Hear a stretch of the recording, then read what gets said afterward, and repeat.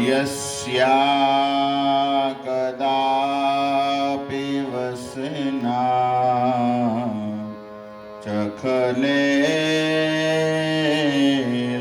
चखलेलनोत्थ्य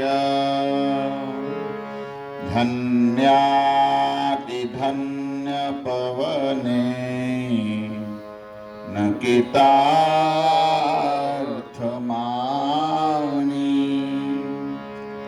योगिन्दलोर्गमगति मधुसूदनोऽपि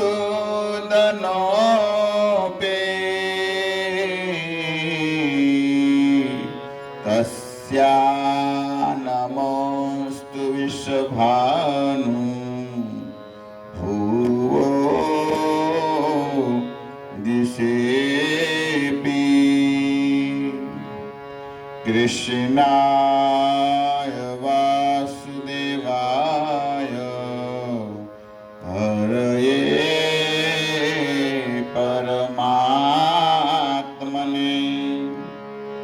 प्रणतक्लेशनाशाय गोविन्दाय नमो नमः। नाम संकीर्तनं यस्य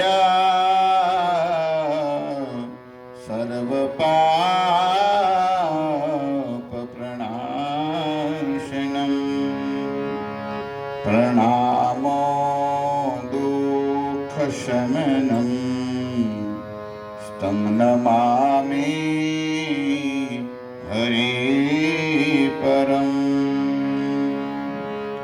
गोवर्धनं धरं वन्दे गोपालं गोपरूपिणम्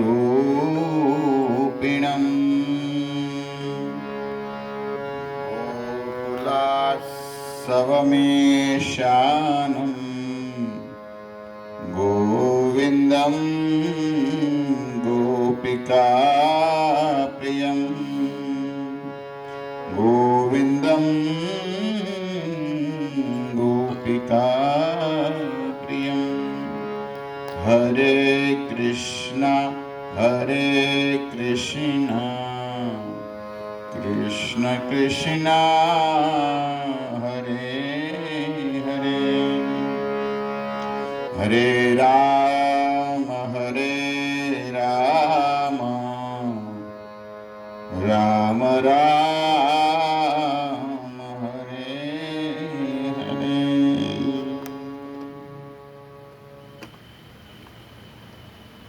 हरे कृष्ण।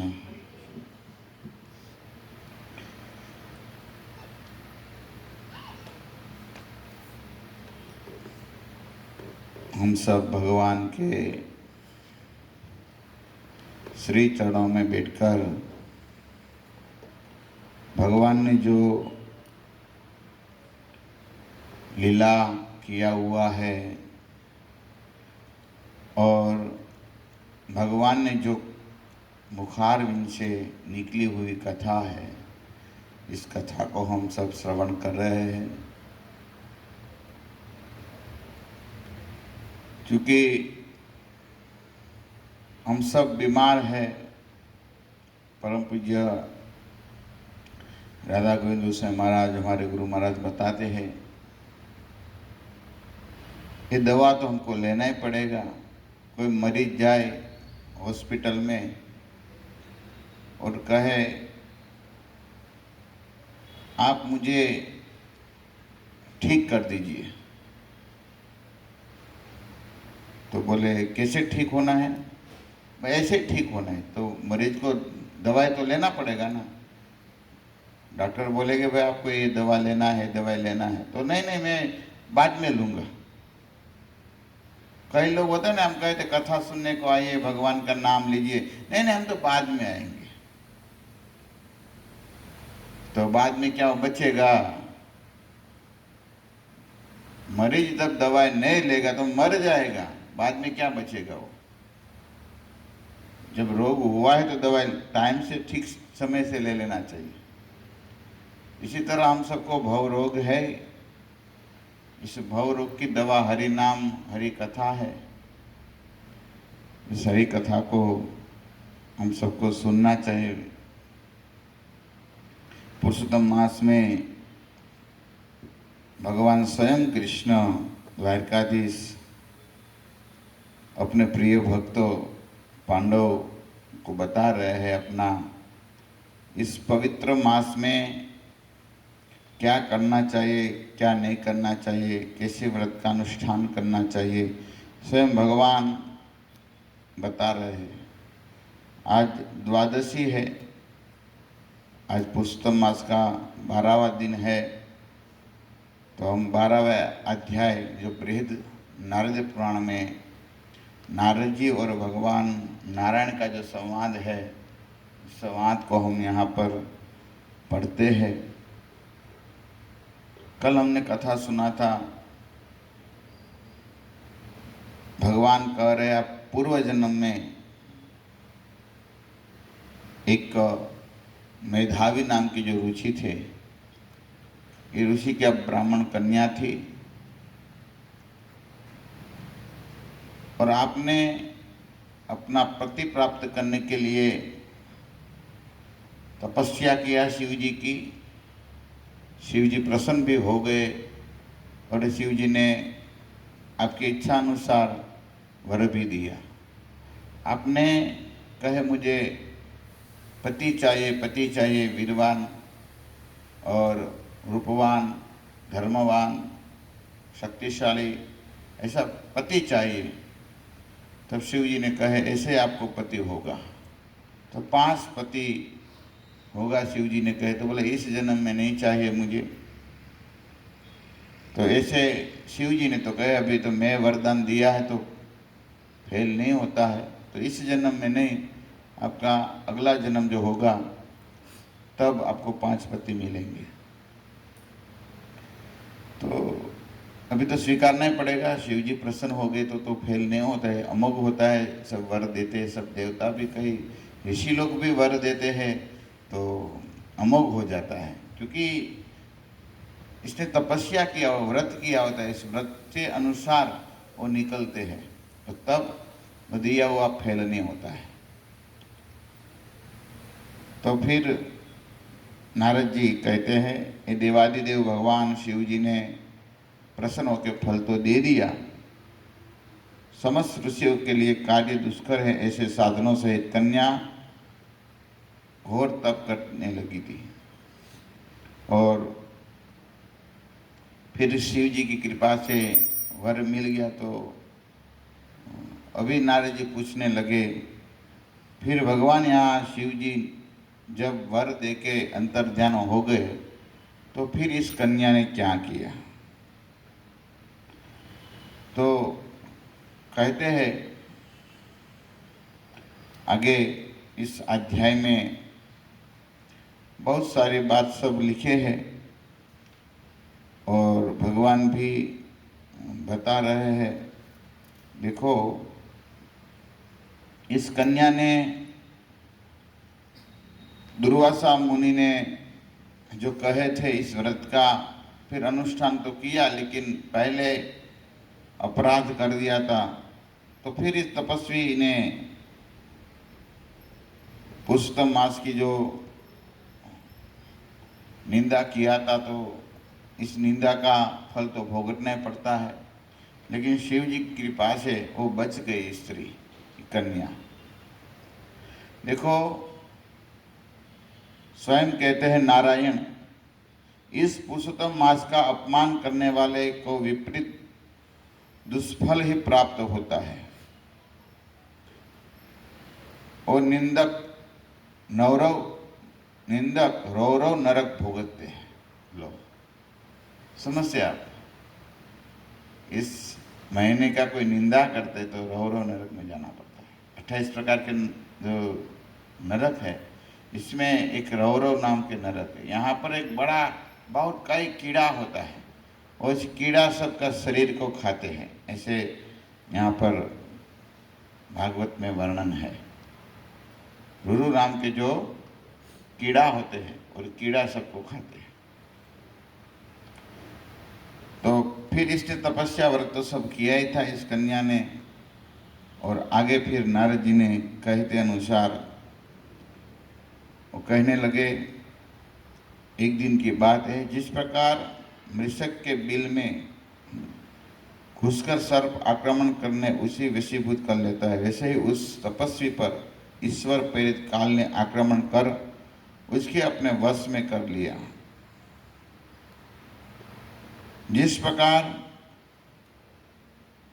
वर्षा ऋतु से मेघासन आकाश में बिजली चमक कर लुप्त हो जाती है, वैसे ही तपस्या से दग्ध ताप वाली इस तापसी का अपने आश्रम में ही निधन हो गया। वो जो मेधावी ऋषि का जो आश्रम था, ये आश्रम में फिर वो तपस्या करने लगी। भाई क्यों तपस्या करने लगी? अभी शादी कुछ करना नहीं था, अभी तो शिव जी ने कह ही दिए थे अगले जन्म में आपको पति होने वाले हैं, तो अभी शरीर त्यागना था इसको।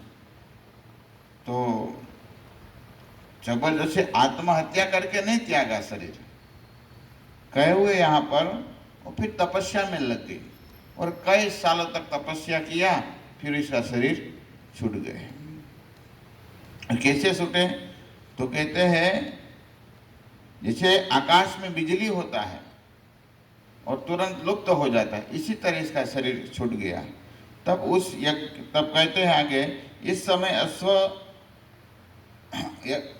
इसी समय यज्ञ नाम के धर्मिष्ठ राजा ने उत्तम सामग्रियों के सहित एक यज्ञ किया। देखो महाभारत में विराट नाम के जो द्रुपद नाम के जो राजा है, इसने यज्ञ किया और इसमें द्रौपदी प्रकट हुई। देखो सब पुराण होता है ना, कभी कभी अलग अलग बात लिखे हैं। तो आज ही देखो इस नारदीय पुराण में वो कौन सा राजा का है, तो यहाँ पर राजा का नाम दिए है यज्ञ नाम का जो राजा थे, इसने यज्ञ किया और इस यज्ञ में, इस हवन कुंड में कहते हैं सामग्री सहित एक यज्ञ किया। उस तप यज्ञ के हवन कुंड से स्वर्ण के समान कांतिवान एक सुंदर कन्या उत्पन्न हुई। तो ये भी बात सही है। देखो ये भी हो सकता है, एक कल्प भेद भी कथा हो सकती है। पांडव एक बार आते ऐसा नहीं है, भगवान का भक्त तो बार बार भी आते हैं। भागवत जो पुराण सब है, कई कल्प भेद की कथा करते हैं, तो हो सकता है। तो नारद पुराण में वेदव्यास जी ने इस धर्मसेन नाम के द्रौपदी का पिता का नाम बताया है। यह कन्या आगे कहते हैं, देखो यज्ञ कन्या द्रुपद राजा की पुत्री के रूप में विश्व विख्यात हुई बाद में। देखो धर्मसेन नाम का जो राजा, और फिर क्या कहते हैं, वही कन्या आगे भगवान, आज स्वयं कृष्ण भगवान कथा कह रहे हैं और भगवान कहते हैं आगे एक द्रुपद राज की कन्या से रूप में विख्यात हुई। पूर्व जन्म में जो तापसी मेघावी ऋषि की कन्या थी, वही समस्त लोकों में द्रौपदी का नाम से विख्यात हुई। इस कहते हैं इसी के स्वयंवर विवाह में जन्म देकर मत्स्य को भेद कर भीष्म कर्णादि पराक्रमी राजाओं के पराभर कर सुप्त निप समुद्र में अर्जुन ने पांचाली को प्राप्त किया। वो कथा आप सब जानते हैं, बहुत सुंदर कथा। महाभारत से हम इस प्रसंग को थोड़ा स्पर्श करते हैं। महाभारत में विस्तार से वो कथा है, तो हम थोड़ा इस विस्तार से इस कथा को हम श्रवण करते हैं, ताकि देखो शास्त्र से बोलने से हमको प्रूफ हो जाता है। कभी हमारा मन की खींचा कि हम बोले ना, अपना पॉकेट की कथा नहीं कहना चाहिए। इसमें यहाँ पर बहुत सुंदर सब कथा लिखे हैं। तो कथा मिलती है इसमें कैसे द्रौपदी को प्राप्त किया पांडवों ने, सब वर्णन यहाँ पर है।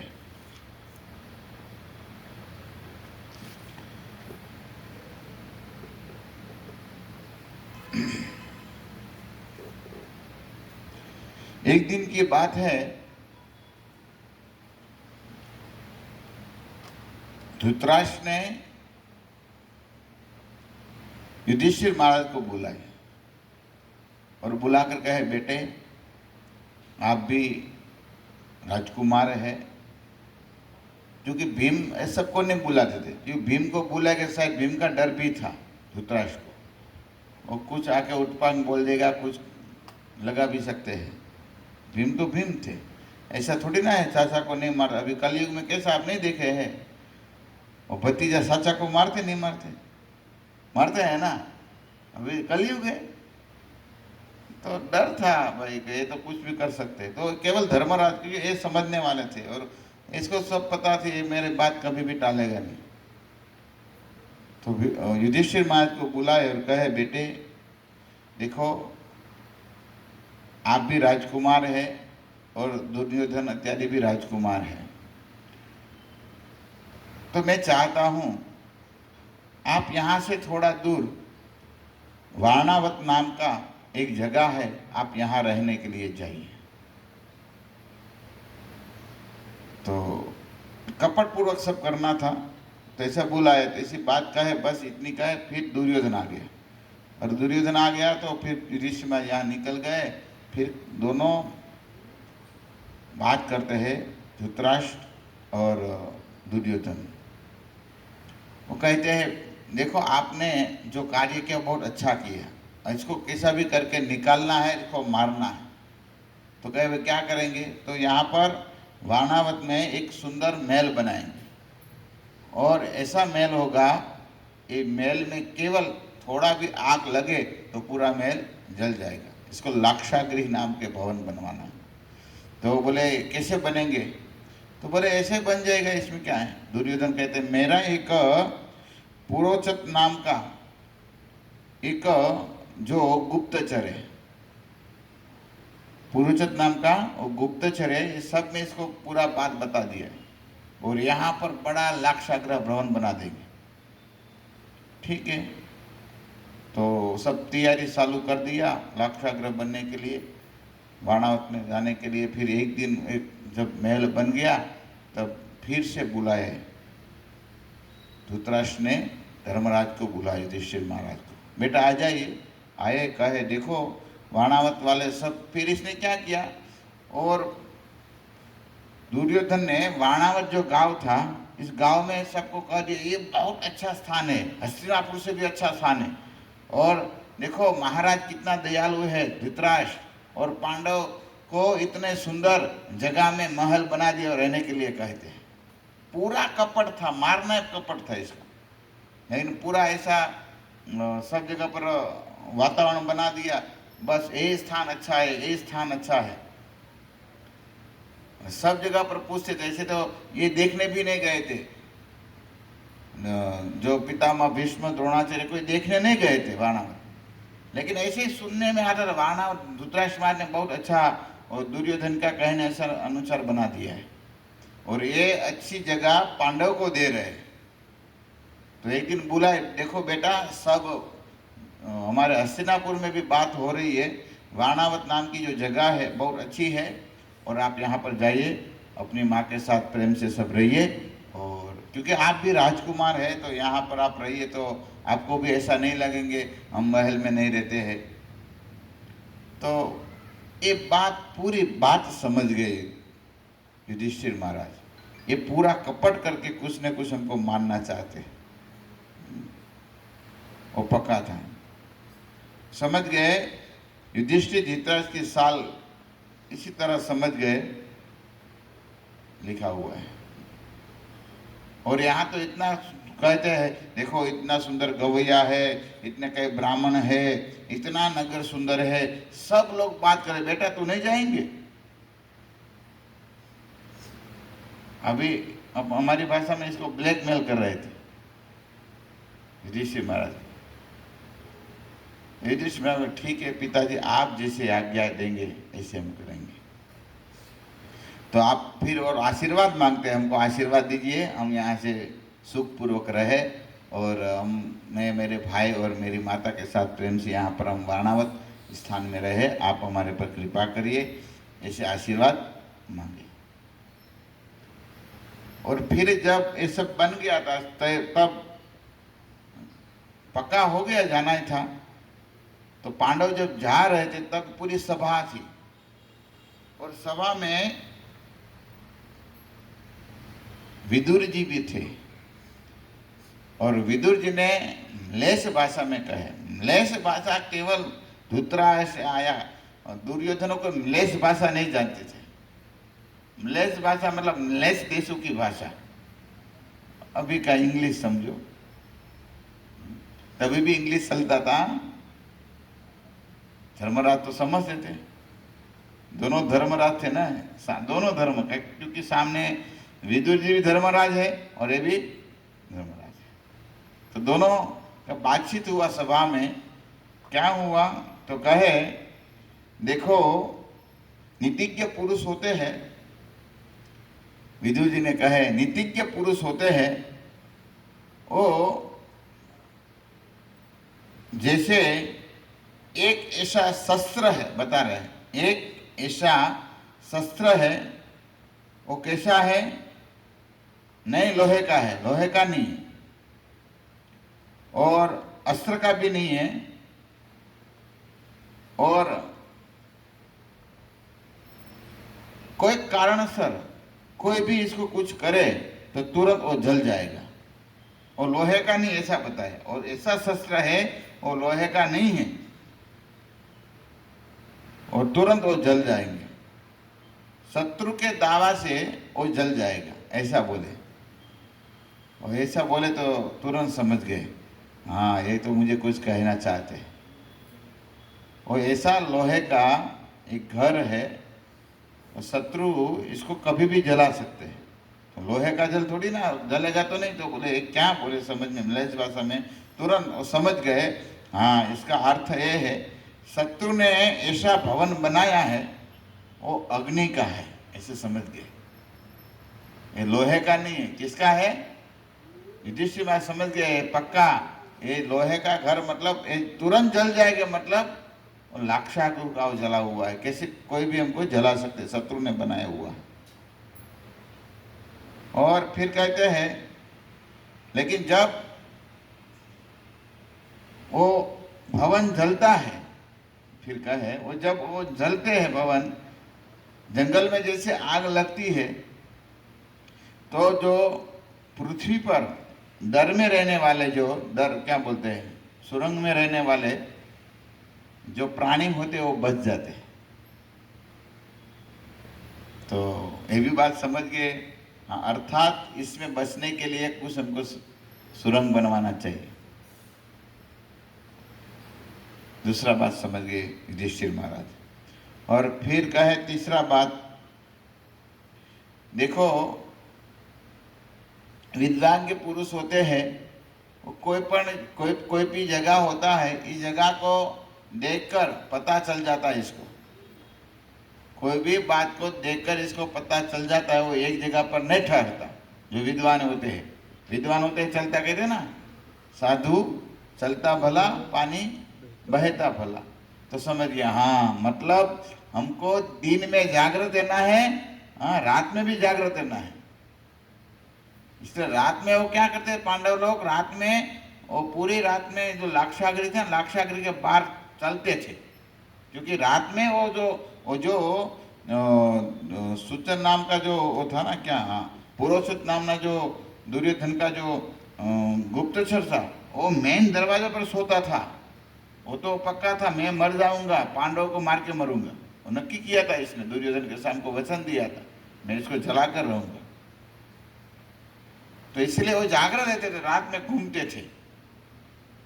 इसलिए समझ गया, हाँ इस बात को, विद्वान पुरुष होते हैं वो हमेशा जागृत अवस्था में रहता है। तीसरा चौथा कहे,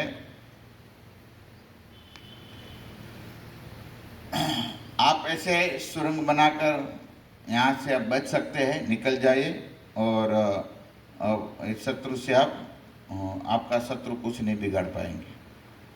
तो इसी तरह कहे है, 5 वाक्य कहे म्लेच्छ भाषा में। तो युधिष्ठिर महाराज समझ गए, और समझ गए तुरंत वो यहाँ से सबकी आज्ञा लेके गए और एक दिन देखा युधिष्ठिर महाराज ने सब भाइयों को बुलाए रात में, देखो ये एक ये भवन है ना, ये भवन देख के आप खुशी मत हो, ये भवन पूरा लाक्षाकृत मतलब मीन तेल होता है ना वो सबसे बनाया हुआ है, उसकी दीवार में तेल मीन सब लगाया हुआ है, मोमबत्ती का जो होता है ना क्या बोलते हैं इसको, हाँ मोम मोम वो लगाया हुआ है, वो कभी भी जल सकता है, इसलिए हम सावधान रहना है। तो चारों पांचों भाई सावधान रहते थे। और फिर एक दिन रहते थे तब विदुर जी ने एक व्यक्ति को भेजे, और सुरंग बनाने में बहुत मास्टर था। फिर सुरंग बनाया, कहाँ सुरंग बनाया किसी तरह, वो जो सूचक नाम ना जो जो था ना, सारुचुर नाम का जो वो पुरोहित तो रहता था ना, इसका पुरोहित नहीं था वो गुप्तचर, तो यहाँ के नीचे एक यहाँ से नीचे से निकलकर नदी तट पर पहुँचे ऐसा सुरंग बनाया, किसी को पता न चले ऐसा बनाया। सुरंग बन गया, बाद में वो कह दिया युधिष्ठिर महाराज को भी सुरंग बन गया है, आप कभी भी यहाँ से निकल सकते हैं। एक दिन रात में वो सब वो जो दुर्योधन का गुप्तचर सोया था, और भीम ने कहे देखो हम ऐसे ही अभी नक्की नहीं है, कभी भी वो जला सकते हैं, तो हमें इसको जलाकर निकल जाएंगे। और इसी तरह भीम ने पूरे आग लगाई, आग लगी जो यहाँ दरवाजे के पास से जो सुरंग का बनाया था, तो ऐसा सुरंग फिर भीम ने इसमें लात मारी, इसमें से निकल गए, वो गुप्तचर जल के मर गया। और तब घटना ऐसी बनी, युधिष्ठिर महाराज तब बहुत इस दिन पर दान दिया था, तो दान देने के लिए एक भील नाम की एक स्त्री थी, वो अपना 5 बच्चे को लेकर आई थी। वो बहुत दान ले लिया, फिर सोची आज नाइट हम यहाँ पर रुक जाते हैं, सुबह में हम निकल जाएंगे। और बने ऐसा, वो अग्नि लग गई, वो भी सोए थे, और पांडव सब तो निकले सुअर से इधर से और सुरंग से, और फिर ये 5 जल गए, गुप्तचर भी जल गए, और हाहाकार मच गया। और वारणावत में जो लाक्षागृह आग लगा। फिर समाचार मिला हस्तिनापुर में, हस्तिनापुर सब आए तो देखे, दिन में आए, रात में आग लगाया था, वो आए तो पूरा जल गया था। और रात में आके सब दिन में आके देखे तो 5 हड्डी सब पड़ा हुआ था सबका, तो ऐसे तो माँ जल गया था। तो देखा अरे बाप रे बाप, वो मर गए, 5 पांडव मर गए, और ध्रुव और कुंती भी मर गई, ऐसे सब बोलने लगे। लेकिन रात में ही व्यवस्था सुंदर कर दिया था। और फिर वो जब निकले, और जब गंगा के तट पर, यहाँ पर भी विदुर जी ने रात में एक व्यक्ति को भेज दिया था, पूरा प्लान बना दिया था। विदुर जी है ना, वो पांडव की बहुत रक्षा किया है, क्योंकि भक्त थे ना इसीलिए। और यहाँ से निकल गए, फिर यहाँ एक होडी वाला को रखे थे, यहाँ जो नाव वाला, और नाव वाले ने कहा आप मीडिया है, हमको विदुर जी ने भेजा है, और फिर सामने किनारे पर इसने पहुँचा दिया। ऐसी सुंदर कथा महाभारत में ये वारणावत की जो कथा है वो कहते हैं। और फिर आगे जाते हैं, रात ही था अभी, रात में भीम ने कैसा कार्य किया था, बहुत सुंदर कथा मिलती है महाभारत में। कथा आती है जब वो सुरंग में जाना था तो थक गए थे सब चारों भाई और माता कुंती माता। जब कुंती माता को अपने कंधे पर बिठा दिया और दोनों भाई को ऐसे पीछे लगा दिया, और भीम ने और 2 भाई को यहाँ पर बाहु पर बिठा दिया और दौड़े थे, थक गए क्योंकि आग लग, भवन बहुत बड़ा था। तो फिर बाहर निकलकर थक गए थे, तो चारों सो गए, माँ भी सो गई थी। और तब यहाँ पर एक हिडिंबासुर नाम का एक असुर आया। वो असुर ने देखा, हाँ, आज मजा है खाने का, आज मनुष्य का मांस का गंध आ रहा है मुझे। तब अपनी बहन थी, इसका नाम भी हिडिंबा थी। वो हिडिंबा को कहने लगे, देखो यहाँ पर कोई मनुष्य आया है, मनुष्य को लेके आओ और मुझे आज मेरा उदर को मैं तृप्त करूंगा, ऐसे बोलना चालू किया। और ऐसा ही हुआ। और लेने आई तो क्या हुआ, चारों भाई सो गए। तो भीम बहुत चिंताग्रस्त थे। भीम दुख व्यक्त करते हैं, कहते हैं, अरे देखो देखो, ये मेरी माँ कोई साधारण नहीं है। मेरी माँ तो वसुदेव की बहन है और कुंती राज की पुत्री है, और ऐसे कई सुख प्राप्त किए हैं इसने। और विचित्र वीर्य, जैसे जैसे सुखी पुरुष के वो पुत्र वधु है। आपको पता है ना सभी, विचित्र वीर्य कौन थे पता है? चित्रांग और विचित्र वीर्य किसके पुत्र थे? हाँ, शांतनु के पुत्र है वो, शंतनु के। और इसकी माँ का नाम क्या है? सत्यवती है। लेकिन ये दोनों से ऐसे पुत्र नहीं हुए। तब इसकी जो पत्नी थी, 3 पत्नी थी, और इसमें एक तो अम्बा तो चली गई थी, और अम्बा, अंबिका और अम्बालिका, और दोनों से फिर पुत्र हुए थे। 3 पुत्र हुए, लेकिन 2 पुत्र, एक अंधे हुए और एक हुए पंडु, रोगी हुए। और फिर दोनों अच्छे नहीं थे। तब सत्यवती ने कहे, इसकी जो दासी है, दासी के से भी आप वेदव्यास आप पुत्र उत्पन्न करें। और तब विदुर जी से उत्पन्न हुए। तो इसलिए यहाँ पर कहते, देखो एक महान विचित्र वीर्य की पुत्र वधु है, और तो भी आज इतना दुख कष्ट सह रहे। भीम रो रहे थे अकेले, बहुत दुख हो रहा था इसको। भीम ने ये शोक व्यक्त किया है। और देखो, धर्मात्मा है, धर्म के पुत्र है, और आज युधिष्ठिर महाराज ठग गए।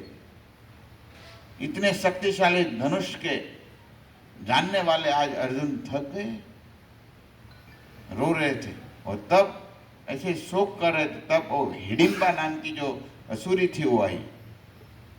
वो असुरी आई और देखा, भीमसेन को देखा। भीम बहुत सुंदर थे, बलवान थे, लेकिन सुंदर भी थे। ऐसा नहीं इसका रूप नहीं था,